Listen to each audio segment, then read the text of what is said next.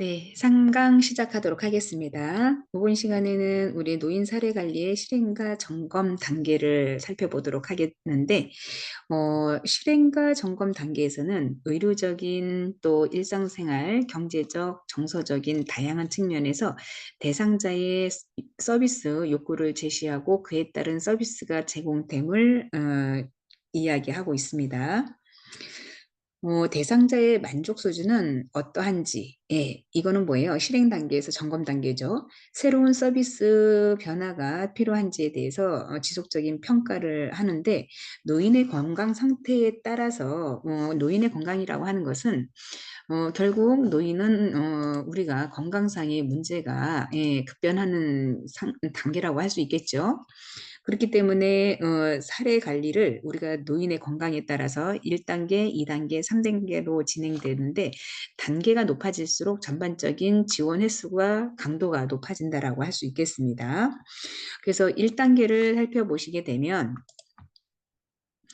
네, 우리 교재를 좀 참고하시는데요. 269페이지의 1단계는 노인의 1단계 단계에서는 만성질환을 고려한 생심리 사회적인 욕구 지원을 해야 되는 상황이죠. 그래서 내담자의 주요 욕구를 우선적으로 반영을 해서 위급하고 중요한 건강과 안전 문제, 필수적인 의식주 지원과 같은 기본적인 문제를 개입하는데 고령의 대상자들은 늘상 우리가 그 성인 질환으로 해서 만성 질환으로 고혈압, 당뇨, 관절염 이런 건강 문제를 지금까지 힘겨워하면서 혼자 관리해 왔지만 이런 부분이 있어서 더 많이 앞으로 지치고 기본적으로 체력이 약화되면서 잘 움직이지 않아서 조금만 걸어도 숨이 차고 거동이 어려워졌죠. 그런 주변 사람들에 대한 도움을 청하고 필요한 도움을 제공받는 것에 익숙하지 않는 대상자와 사례 관리자가 상호 신뢰 관계를 형성하는 것이 중요한 시기라고 하는 것이 1단계입니다. 그래서 제공된 주요 서비스 내용이 우리는 계획 단계의 팁으로 보게 되면 서비스 형태로 개별 상담을 통한 정서적인 지원이 먼저 선행돼야 된다라고 하는 측면이죠. 그래서 주요 내용의 개입을 보게 되면 개별 상담을 통한 정서적인 지원에서는 배우자의 상실, 자녀와의 애정적 교류 단절에 대한 수용, 개인적인 성향 특성을 이해하고 증진해야 된다. 개인적인 성향이라 하는 것은 우울성 성향이라던가 완고함, 내향성인 성격과 수동적인 부분에 있어서 조심성, 또 친근한 사물에 대해서 사람에 대한 애착, 그리고 의존성이 증가한다라고 하는 것이 우리가 개별 상담을 통해서 정서적인 지원을 해줄 부분이다라고 보는 거고요. 그리고 노화에 따라서 대부분의 노인의 겪는 보편적인 불안과 우울에 대한 이해 증진이 바로 요 개별 상담을 통해서 진행돼야 되겠죠. 공식적인 비공식적인 자원을 연결을 해서 사회망을 강화시켜야 된다라고 하는 것 또한 종교 활동이라던가 사회 단체 및 비공식적인 모임을 참여를 해서 노년기의 친구, 이웃과의 강화 이런 것을 함으로써 주요 개입으로 인해서 두 번째 비공식적인 공식적인 자원을 연결한다라고 볼 수 있겠습니다. 또한 자원봉사자와 가정봉사원 연결을 통해서 대인 서비스를 지원하는 것이 또한 그 방법일 수 있고요. 법률이나 복지 관련 정보를 제공할 전문가를 연결하면서 주요 개입을 그 지역사회 협업으로 가야 된다라고 하는 거죠.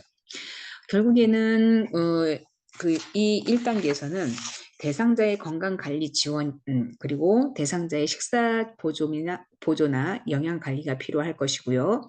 목욕 서비스나 복지관 자원 연계를 통해서 생활 지원을 하고 가정봉사원을 통해서 가사 서비스 및 정서적인 지지와 가정 방문 전화 상담을 통해서 대상자와 개별 상담과 정서적인 지지를 하는 것이 중요하다라고 하는 측면이 바로 1단계에서 진행이 됩니다. 자, 그렇다면 2단계는 추가 발생한 긴급 건강 문제나 또는 환경적인 지원이 필요하다라고 하는 것인데 1단계 서비스를 유지를 하면서 추가적으로 발생된 긴급 건강, 주거 문제 이런 거에 대해서 서비스를 실행하는 건데 대상자가 급격히 시력이 저하되고 눈에 염증이 생겨서 안과 진료를 받을 수 있게 지원하는 것, 환절기에 환기가 잘 되지 않기 때문에 주거 문제로 인해서 호기적인 부분 그리고 사례 관리자의 인근 부동산을 함께 다니면서 적합한 거주지를 찾아보는 것이 우리가 2단계의 환경적인 지원이라고 할 수 있겠죠. 현재 대상자의 건강 상태나 경제 상황으로 갈 수 없는 집이 마땅치 않거나 했을 때는 일시적으로 공기청정기를 후원받아서 대상자에게 제공하는 방법 이런 것들이 이제 환경적인 부분에 가장 뭐 좋다라고 할 수는 없겠지만 임시 처방으로는 가능하다라고 하는 거죠. 3단계에서는 건강 악화에 따른 전반적인 지원을 강화해야 되는 것이 3단계의 개입으로 들어가는 건데요. 대상자의 당뇨 합병증이 심화되어서 중풍 증세가 나타나거나 건강 상태가 더 악화돼서 거동조차도 어려워졌을 경우에는 병간호 및 가사 보조 서비스가 더 많이 요구되고 지원 빈도나 강도가 높아지고 있다라고 하는 거죠. 중풍이라고 하는 것은 우리가 지금은 뇌혈관 쪽에 문제가 생기는 것을 중풍이라고 했죠. 그래서 뇌혈관이 막히면 뇌경색, 뇌출혈이 생기면 뇌출혈 이렇게 보시는 거예요. 자, 대상자의 건강 관리는 자, 노인이 되면 될수록 건강 상태가 더 좋아질 수는 없습니다. 그래서 갈수록 거동이 더 불편해지고 필요한 시기에 대상자가 직접 병원을 방문하지만 그 외에 평상시에는 보건소와 방문 간호사 대상자들이 집유를 방문할 수 있는 횟수를 늘려서 건강 검진도 체크를 한다거나 아니면 혈당 관리를 위한 식단 변경에 있어서 기존에 제공됐던 밑반찬 서비스가 종결이 되고 가정봉사원을 직접 파견을 함으로써 혈당 관리를 위한 칼로리가 낮은 음식을 만드는 방식으로 서비스를 조정, 변경할 수도 있다라고 하는 내용이 여기에 들어가겠죠. 가사 서비스 지원 확대라고 하는 것은 가정봉사원의 방문 횟수를 늘려서 목욕 보조라던가 가사 보조, 기타 일상생활의 대부분의 영역에서 가정봉사원의 도움을 강화하고 있습니다. 자, 경제적인 지원으로요. 후원 결연 사업을 통해서 매월 뭐 우리 그 사랑의 후원 돕기 있잖아요. 뭐 전화 한 통 하면은 뭐 2,000원 뭐 이런 수준으로 경제적인 지원에 받을 수도 있는 부분이고 그러다 보니까 사례 관리에 실행 기록을 이제 뭐 작성을 해 보게 되면 몇 회기로 사례 관리를 시행을 할 거냐라고 하면서 회기를 뭐 1회기부터 뭐 3회기 또는 5회기 요런 식으로 진행을 하면 됩니다. 그래서 실행 과정에서는 목표를 먼저 세우고 이 목표가 이제 신뢰관계 형성이나 욕구 파악을 하고 대상자의 사례 관리자의 질 문제에 대한 답변으로 건강, 식사, 일상생활 어려움에 대한 소극적으로 답을 하는 거에 대해서 우선은 파악을 해야 되고요. 그렇다라고 하면 점검 차원에서는 타인에게 도움을 받는 것을 불편해하는 거에 대해서 건강 보조 이외에도 가사 서비스나 정서적인 외로움, 다양한 요구가 있는 것을 축축을 해서 요거를 어떻게 해결할 건지 그래서 추후 계획에 따라서 뭐 주 방문을 하면서 2회를 방문하면서 라포 형성을 통해서 건강 관리에 우선적으로 접근 계획을 세우고 두 번째 면담에서는 관계 형성에 호전이 되면서 병원 방문에 동의하심에 따라서 진료 병원에 예약을 하고 병원까지 이동 방법에 대해서 결정을 하고 또 우리가 평가 부분의 세 번째의 그 사례에 있어서 실행 기록 일지에서는 대상자의 거동이 불편해서 직접 병원 방문보다는 보건소나 방문 간호사의 서비스가 더 유용할 것이라고 생각하면 보건소의 방문 요양보호사 또는 연계를 통해서 식사 변경 가사 서비스 이런 걸 연결을 하게 되면요. 사례 관리의 실행에 있어서 아주 효과적으로 할 수 있다라고 보는 거죠. 실행 과정의 팁을 살펴보면 우리가 이제 그 노인 사례 관리의 직접적 서비스에 있어서는 노인의 노화를 가지고 있는 대부분의 어르신들을 보게 되면 건강이 악화되고 사회적인 역할의 축소가 되고 자존감이 저하가 되고 가족이나 주변 관계로부터 고독과 소외, 은퇴로 인해서 소득 감소가 있죠. 경제적인 부분 같은 경우도 재정립이 필요한 시기고 또 우리가 이런 사회적인 재적응이라고 하면 제2의 사회 참여로 할 수 있는 여러 가지 잡에 있어서 상담도 해보고 교육이 요구되는 부분에선 교육도 받아가면서 노인 상담에 대한 다양한 영역에서도 필요한 것을 우리가 충분히 알 수는 있죠. 그래서 노인의 다양한 영역은 도대체 어떤 영역이 필요하냐라고 하면 정서적인 부분에서 고독이라는 것을 우리 대부분의 노인들은 고독을 앓고 있죠. 그리고 경제적인 영역에서는 빈곤과 일 이런 걸 가지고 계시고 건강 부분에서의 질병이라고 하는 것, 또 사회 참여에 있어서 소외와 무위라고 하는 것이 있다라고 하는 거죠. 결과적으로 정서적인 영역이라 하는 것은 배우자의 상실이나 자녀와의 애착적 교류 단절이 되거나 노인의 가족 내의 지위 하락과 가치관 및 생활 양식 변화에 따른 세대 갈등, 요즘에는 이제 세대 갈등이 많지는 않죠. 왜냐하면 자녀들하고 세대 갈등을 느낄 만큼 예, 부모들이 자녀와 뭐 같이 동거로 같이 사는 가족보다는 단독으로 사는 세대수가 더 많기 때문에 그렇습니다, 사실. 그리고 우리가 경제적인 영역을 보게 되면 사회보장제도의 정보 제공이 있겠고 유산 분배의 문제 또는 경제 지원에 대한 활동 뭐 이런 것들이 있다라고 하는 것이고요. 건강 문제는 질병과 부양입니다. 그래서 노년기의 건강 유지 및 질병 예방에 대한 상담을 해야 되고요. 그리고 치료에 관련돼서 의료비 지원 상담을 해야 되고 노인복지시설이라던가 노인 전문 의료시설에 관한 상담을 해야 되고요. 가족 부양체계 조성 상담을 하고 또 건강 영역에 있어서 부양 가족의 부담 경감을 위한 지역 상담 이런 것이 필요하다라고 보는 거죠. 사회 참여의 영역에 있으면 우리가 소외와 무위라고 하는데요. 노인의 사고라는 거 혹시 들어보셨나요? 예, 질병, 고동, 무위, 역할 상실. 예, 이렇게 우리가 노인의 사고라고 이야기를 하는데요.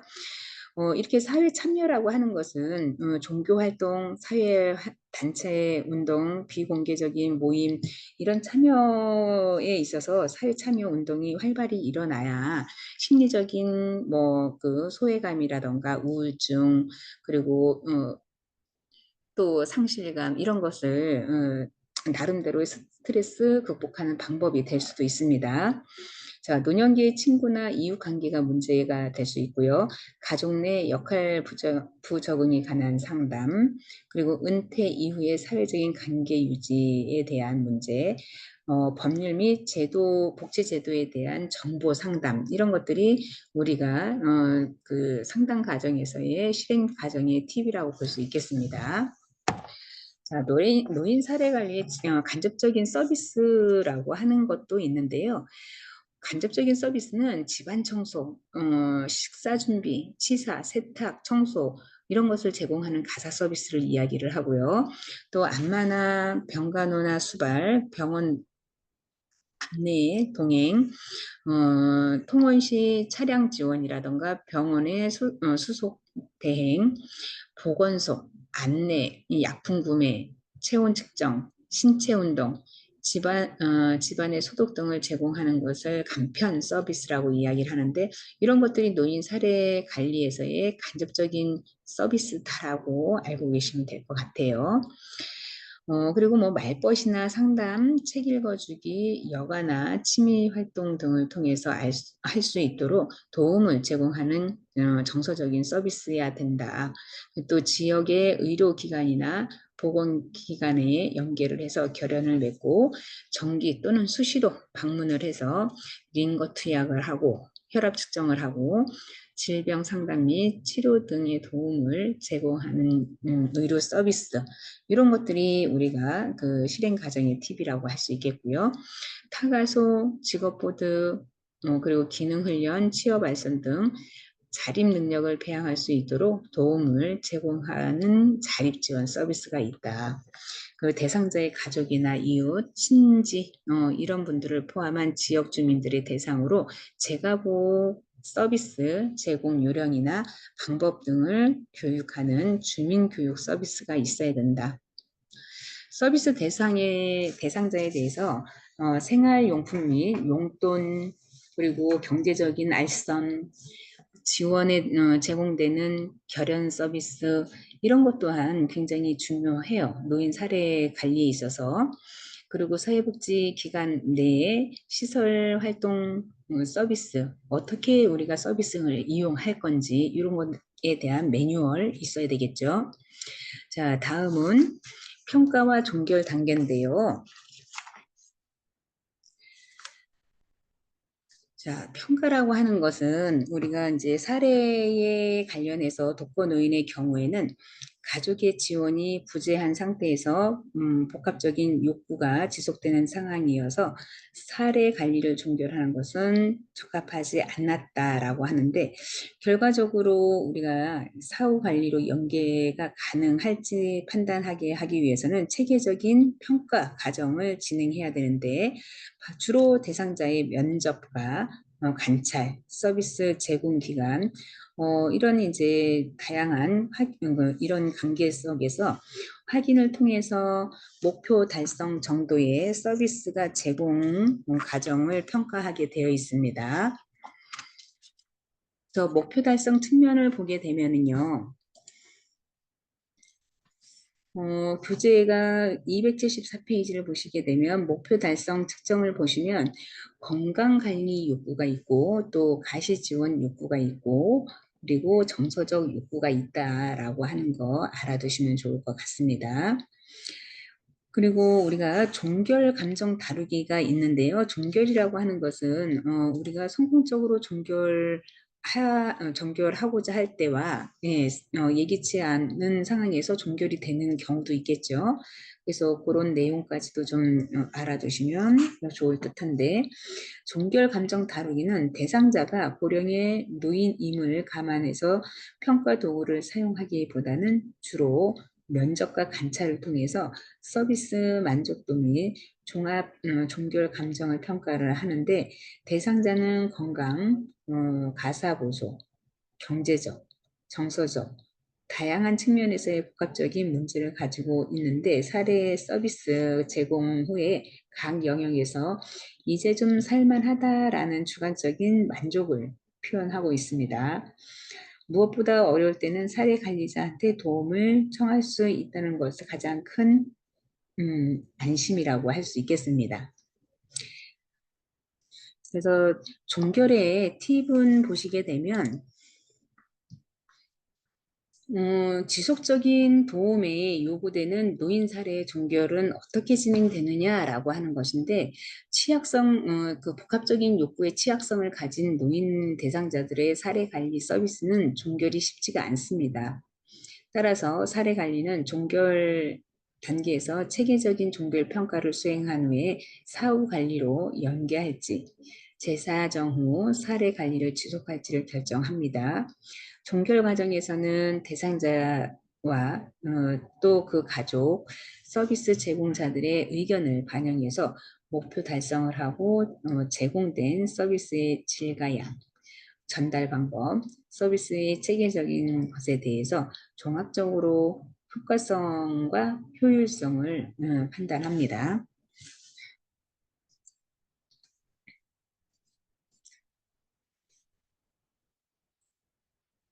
그래서 일반적으로 평가와 종결 단계에서는요, 면접법이 있고 대상자가 자기 보고식의 척도법, 그리고 관찰법, 표준화된 척도 등 다양하게 적용될 수가 있지만 대상자가 고령의 노인일 경우는 면접법에 관련된 거와 관찰법 등을 통해서 노인의 주관적인 평가가 매우 중요한 판단 근거가 될 수 있습니다.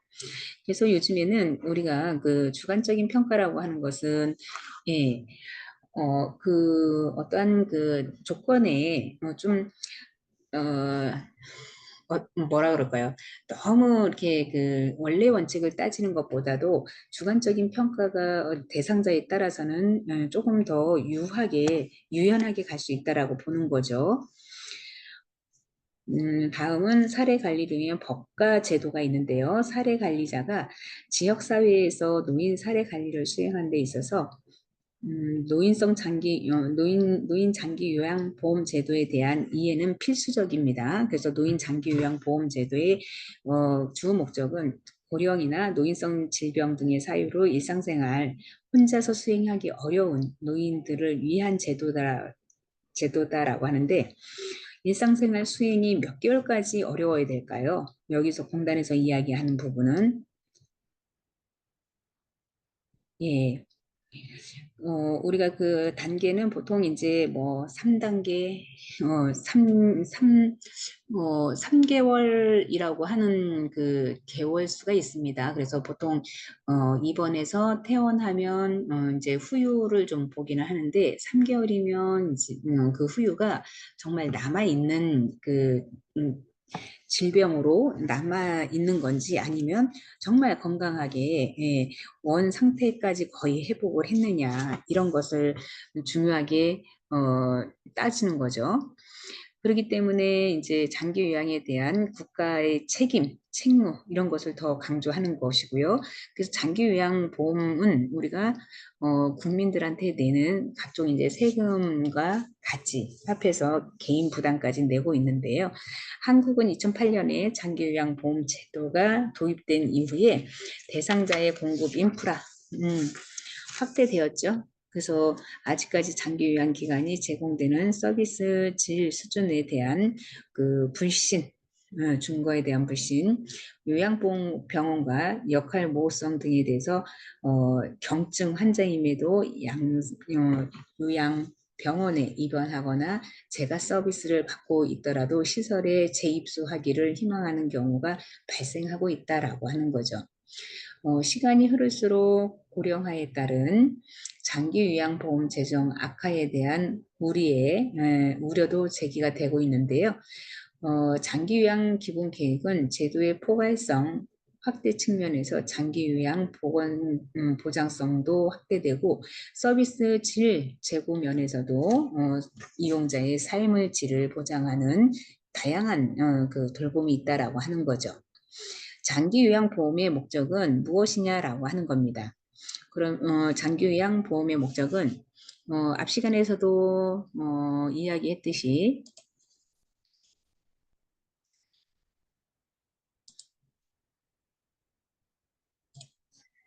고령이나 노인성 질병 등의 사유로 일상생활 수행이 어렵다는 것은 3개월 후 어려운 노인들에게 신체 활동 또는 가사 활동 지원, 장기 요양 급여를 제공하는 노후의 건강검진, 생활 안정을 도모하기 위해서 그 가족의 부담을 덜어줌으로써 국민의 삶의 질 향상을 할 수 있도록 하는 것이 목적이다라고 하는 부분입니다.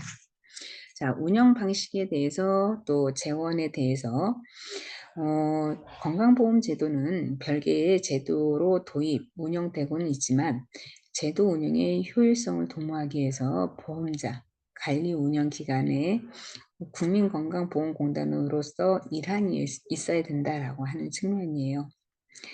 자, 노인의 장기 요양보험을 운영에 소모되는 전체 재원의 구성은 가입자가 납부하는 장기 요양보험법, 국가 지원 지방자치단체의 부담금, 또 장기요양급여 이용자가 부담하는 본인 일부 부담금으로 조달합니다.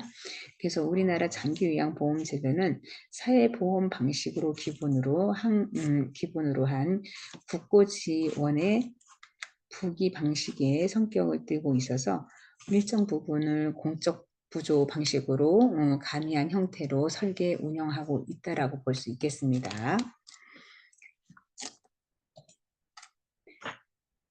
장기요양보험의 적용 대상을 보게 되면요.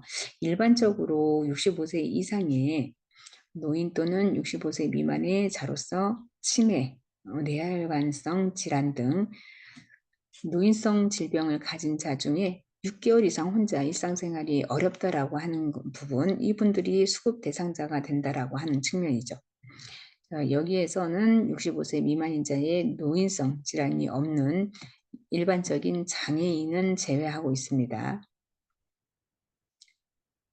적용 대상에 대한 법적 근거를 살펴보게 되면 건강보험 가입자는 장기요양보험의 가입자가 된다라고 하는 거죠. 따라서 보험에 적용되는 정도와 같이 법률상 가입이 강제가 되어 있는데 공공부조의 영역에 속해 있는 그 의료급여 수급권자들의 경우에는 건강보험과 장기요양보험의 가입자로서의 제한은 되어 있지만 국가 및 지방자치단체의 부담은 장기요양보험의 적용 대상으로 하고 있기 때문입니다. 장기요양의 가입자 및 그 피부양자나 의료급여 수급자는 언제나 장기요양급여를 받을 수 있는 것은 아닙니다. 이제 그래서 일정한 절차에 따라서 장기요양 급여를 받을 수 있는 원리, 그 수급권이죠. 그 권리가 부여되는데 이를 장기 요양 인정이라고 합니다. 그래서 공단에 장기 요양을 신청을 하게 되면 신청한 날로부터 그 공단 직원이 방문을 해서 일정 조사와 등급판정위원회의 등급판정 그리고 장기 요양 인증서와 표준 장기 이용 계획서의 작성 및 송부를 이루어지게 됩니다. 국민건강보험제도의 차이가 그러면은 장기보험하고의 무슨 차이가 있냐라고 한번 살펴보자라고 하면 교재는 277페이지 약간의 차이는 있지만 국민건강보험의 질환, 진단, 입원, 외래치료, 재활 등을 목적으로 주로 병원급 또는 약국에서 제공되는 서비스의 급여 대상으로만 하는 반면에 장기요양보험은 고령이나 노인성 질병 등에 인해서 혼자의 일상생활이 영위하기 힘든 대상자에게는 요양시설이나 재가 기관을 통해서 통합적인 또는 가사 지원이나 서비스의 제공을 하는 것을 이야기를 하는데 이게 이제 장기요양보험의 차이점이라고 볼 수 있겠습니다. 기존 노인복지시설 서비스에 대한 체계와 차이를 좀 살펴보게 되면 기존 노인복지법의 노인요양은 주로 국민기초생활보장 수급자 특히 저소득층을 대상으로 국가나 지방자치단체가 공적 부조 방식으로 제공하는 서비스를 위주로 운영되어 왔고요. 장기요양보험법의 그 서비스 소득에 관계없이 심신기능 상태를 고려한 요양에 관련된 피로 장기요양을 받는 자에게 서비스를 제공하다 보니 편견으로 체계로 운영이 되고 있습니다. 보편적인 체계로 운영이 되고 있다라고 보는 거죠. 장기요양보험법과 기존의 노인복지 서비스의 체계가 약간의 차이는 있는데요. 자, 관련법을 보게 되면 장기요양보험법 그리고 또 하나 기존 서비스 체계라고 하는 것은 노인복지법 소속으로 들어갑니다.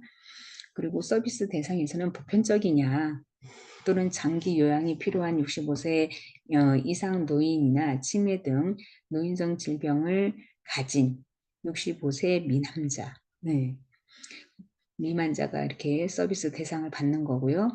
또 노인복지법에 따라서는 지방자치단체장의 판단에 의해서 서비스가 선택이 되고, 또 우리가 이제 장기요양보험에 있으면 국가나 지방자치단체 부담과 본인 이용료로 해가지고 100%를 만들어주죠. 그렇기 때문에 기존의 정부나 그 지방자치단체의 부담이 점점 늘어나고 있다라고 하는 거죠. 점점 재원이라는 게 고갈이 되다 보면 결국에는 우리가 연금이라는 게 뭐예요? 적은 돈을 내고 나중에 연금 수급자가 되면 많이 받아야 되는데, 많이 낸 만큼 많이 받아야 되는데 점점 그 비율이 줄어들고 있다라게 하는 그 받을 수 있는 비율이 배당이 줄어들 수 있다라고 하는 측면입니다. 지금은 우리 장기요양기관에 관련된 그 서비스들을 보면요, 일괄적으로 거의 비슷한 맥락으로 가고 있습니다. 그래서 우리가 이제 요양원이라고 하면 시설 개념이라고 보지만, 사실 요양원도 그 우리가 공동생활 가정이 있고, 그리고 일반 요양원이 있습니다. 그래서 공생이라고 이야기를 하는데, 말을 줄여서 공생애 같은 경우에는 대상자, 그러니까 어르신들이 9명 미만으로만 그 돌봄을 할 수밖에 없다라고 하는 것이고, 그리고 이제 그냥 일반 요양원이라고 하면 10인 이상의 요양원이죠. 그래서 우리가 밖으로 봤을 때는 전혀 뭐 여기가 공생이냐 아니면 요양원이냐 판단하기 힘든데, 내부 시설을 보게 되면 보통 이제 장기요양보험법에 의하면 어떤 시설을 완비할 때 한 명당 6.6 해배, 그러니까 2평 정도의 그 공간이 나와야 된다라고 이야기를 하더라고요. 그러다 보니까 장기요양보험에 적용해서 많은 민간 사업자들이 늘어났고, 지금은 아무리 노인이 지금 늘어난다 하더라도 요양원이나 재가센터의 어르신들이 그렇게 뭐 그 센터들이 그 세워지는 그 개소수보다 노인이 이용하는 게 굉장히 지금 많이 줄어들고 있다라고 이야기를 해요. 왜냐면 국가에서는 계속해서 뭐 많은 금액을 가지고 계속 이렇게 뭐 연금, 노인에 관련된 복지에 예산을 좀 줄여보고자 하는 그런 욕심도 있는 것 같습니다. 따라서 우리가 노인 장기 요양보험과 사회복지 서비스 체계의 차이점을 좀 알아야 되는데, 여기에 이렇게 구분을 보시게 되면요, 장기요양보험법 그리고 기존 사회복지 서비스 체계에 대해서 나오는데, 관련법은 장기요양은 장기요양보험법에 소속되어 있고요, 노인복지는 노인복지법 소속으로 되어 있습니다. 서비스 대상은 보편적인 제도라고 하는 것이고, 또 장기요양이 필요한 65세 이상 노인 또는 치매 노인성 질환을 가진 65세 미만인 자가 된다. 근데 기존의 노인복지 서비스의 체계에서는요, 특정 대상을 한정해서 선택적으로 발굴을 했고, 또 기초생활보장제도 수급자를 포함해서 저소득층 위주로 많이 갔다라고 보는 거죠. 그러다 보니까 기존 서비스하고 지금의 장기요양보험하고는 좀 다르죠. 서비스 선택에 있어서도 우리가 수급자 및 부양가족의 선택에 의한 서비스가 제공이 되는 거고요. 그리고 기존 서비스는 지방자치단체장의 판단으로 인해서 이루어지고 있다라고 하는 거 알고 계시면 될 것 같고요. 재원은 이제 우리가 돈을 어디서 지원을 받느냐라고 하는 거죠. 그래서 장기요양보험은 국가와 지방자치단체가 부담을 한다. 그래서 보호자, 이용자의 본인 부담률이 정해지는 거고요. 또 기존의 노인복지 서비스를 이용할 때는 정부나 지방자치단체에서 부담을 하기 때문에 개인 부담이 없던 요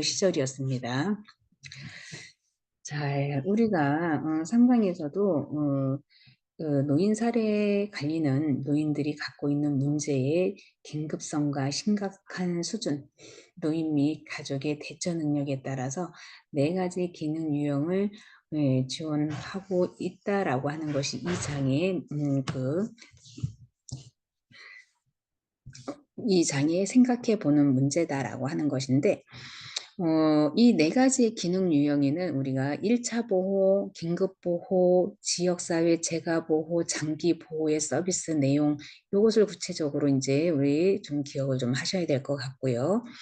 노인 사례 관련해서 제공자에 따른 모형 중에 가족 보호 모형과 지역사회 지원 모형, 장단점, 이런 것도 의견을, 우리가 이제 오프라인 수업으로 했었을 때는 토론도 같이 연결을 하겠지만, 지금 이제 비대면이다 보니까 토론이 원활하게 되지 못하는 점, 예, 요게 좀 아쉬운 것도 있죠. 자, 그리고 또 우리가 생각해 볼 문제로, 오늘날의 노인 사례 관리는 노인들의 인지 능력이 저하되고 의사소통이 과거보다 더 어려울 수 있다라는 전제하에 다양한 측면에서 생활을 지원하는 간접적인 서비스에 더 많은 비중을 둘 수밖에 없다라고 하는 거죠.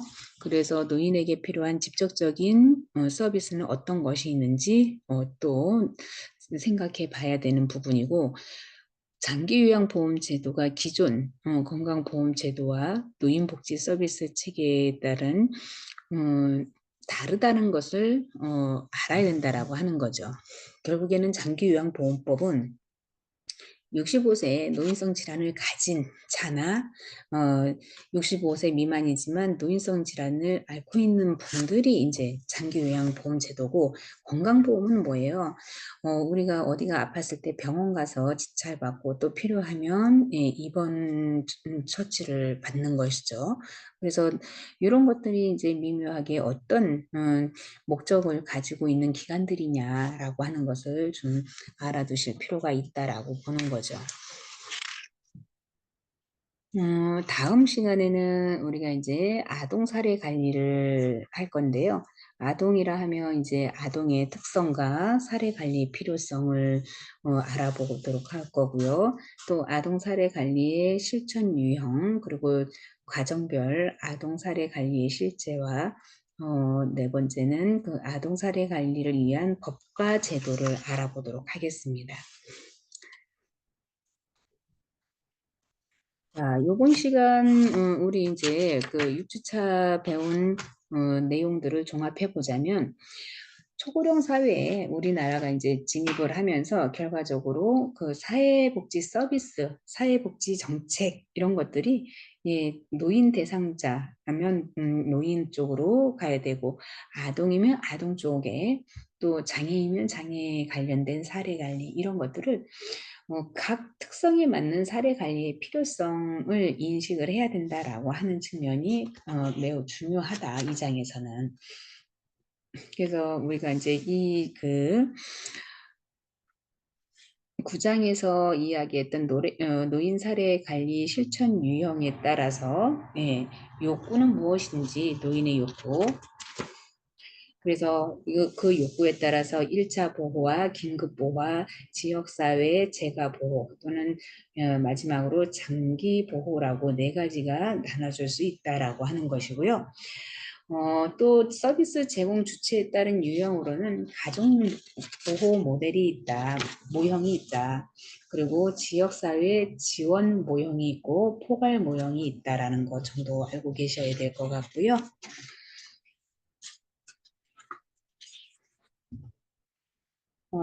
우리가 이제 접수 초기 단계 가정별 노인 사례 관리의 실제를 보게 되면요.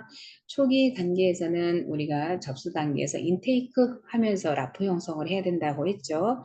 그래서 대상자의 연령, 건강, 가족의 상태, 거주지, 소득, 지원 체계 등을 포함해서 상황에 따라서 부합되는지, 또 안 되면 다른 기관에 의뢰를 해야 되는 것, 이런 것들이 바로 이제 초기 단계에서 마무리를 해야 되는 부분이고, 두 번째는 사정 단계라 해서 대상자의 문제, 그리고 대상자의 주요 욕구가 뭔지, 그리고 주요 능력 사정은 어떻게 해야 되는지, 가족 관계를 어떻게 현명하게 그 사례로 통해서 현실적으로 실현 가능할 수 있도록 해야 되는 부분이고요. 또 자원을 그 비공식적인 부분과 공식적인 자원을 대상을 통해서, 우리가 공식적이다라고 하면 국가에서 하는 지원 사업, 그리고 비공식적이라고 하는 것은 민간 자원에서 이제 후원을 받는다거나 이렇게 연계해서 하는 것을 이야기를 하죠. 자, 마지막 계획 단계라고 하는 것은 우선순위 목표가 설정이 되면 대상자의 욕구를 중시하면서 사례 관리를 해야 되겠죠. 그래서 모든 욕구는 초기부터 다 충족할 수는 없기 때문에 우선순위와 목표를 설정하고, 또 욕구가 변환할 수 있다라고 보는 거죠. 변화할 수 있다라고 하는 것은 충분히 어떠한 계획을 세우고 또 융통성 있게 세워야만 적극적인 노인들의 참여가 또 필수적이다라고 하는 거 있습니다. 그리고 마지막 실행과 점검 단계에 있어서는 모든 서비스에 있어서 다양한 측면에서 대상자가 서비스를 욕구를 제시하고 있기 때문에 사례 관리 실천 과정에서는 실행과 점검은 동시에 진행되면서 점점 우리가 서비스 실제에 있어서 기존의 계획을 제공하고 있는지, 아니면 대상자의 만족 수준을 어떠한지, 이런 것들이 좀 우리가 단계별로 1단계, 2단계, 3단계별로 진행을 하면서 단계가 높아질수록 전반적인 지원 횟수의 강도를 높여주는 부분, 이런 것이 바로 이제 사정의 실행에 있어서 점검 단계였다라고 보는 거죠. 그래서 평가와 종결을 보게 되면, 우리가 이제 평가라고 하는 것은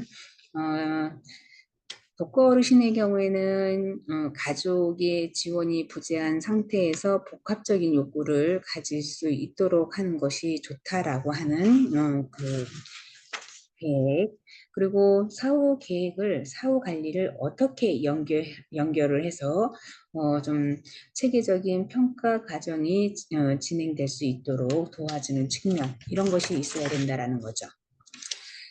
그래서 노인의 사례 관리를 위한 법과 제도를 가지고 노인 장기 요양보험법이 있고, 또는 노인 관련해서 노인복지법에 따라서 접촉되는 부분, 그 차이를 좀 알아두시는 게 좋을 듯합니다. 자, 이렇게 해서 이번 강의는 마무리를 하고요. 또 한 주 잘 보내시고 다음 7주 차에 뵙도록 하겠습니다. 수고 많으셨습니다.